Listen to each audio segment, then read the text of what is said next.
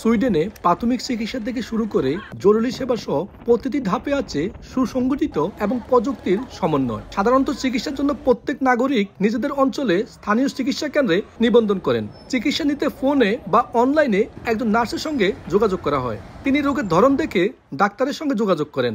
এরপর সিদ্ধান্ত নেওয়া হয় যে এই রোগীকে বিশেষজ্ঞের কাছে পাঠানো হবে নাকি জরুরি বিভাগে। সুইডেনের স্বাস্থ্যসেবা পুরোপুরি একটি নিয়মের মধ্য দিয়ে পরিচালিত হয়। একজন রোগী যেখানেই যান না কেন তার মেডিকেল হিস্টরি, প্রেসক্রিপশন এমনকি ল্যাব রিপোর্টও একই প্ল্যাটফর্মে সংরক্ষিত থাকে। প্রয়োজনে সরাসরি ইমার্জেন্সিতে যাওয়া ছাড়াও নির্দিষ্ট নাম্বারে কল করে অতি জরুরি চিকিৎসার প্রয়োজনে অ্যাম্বুলেন্স এবং এয়ার অ্যাম্বুলেন্সের সাহায্য নেওয়ার সুযোগ রয়েছে দেশটিতে। এখানে রোগী সরাসরি রিসেপশনে আসতে পারেন, রোগী টেলিফোন করে নার্সের সাথে কথা বলতে পারে অথবা চ্যাট অপশনের মাধ্যমেও নার্সের সাথে যোগাযোগ করে তার উপসর্গগুলো জানাতে পারে।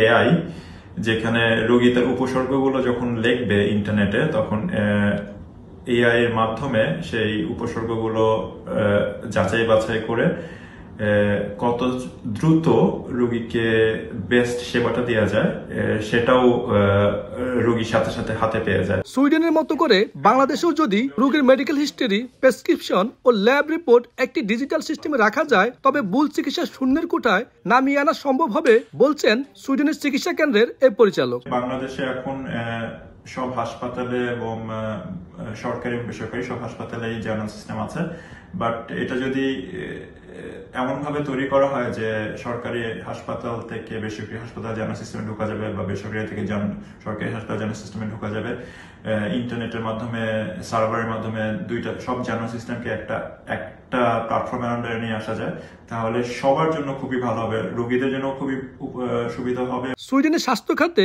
কৃত্রিম বুদ্ধিমত্তা বা এআই এর ব্যবহারও দিন দিন বাড়ছে। চ্যাটবট এবং এআই অ্যানালাইসিসের মাধ্যমে রোগ নির্ণয়ের প্রাথমিক কাজগুলো সহজ করে দিচ্ছে প্রযুক্তি।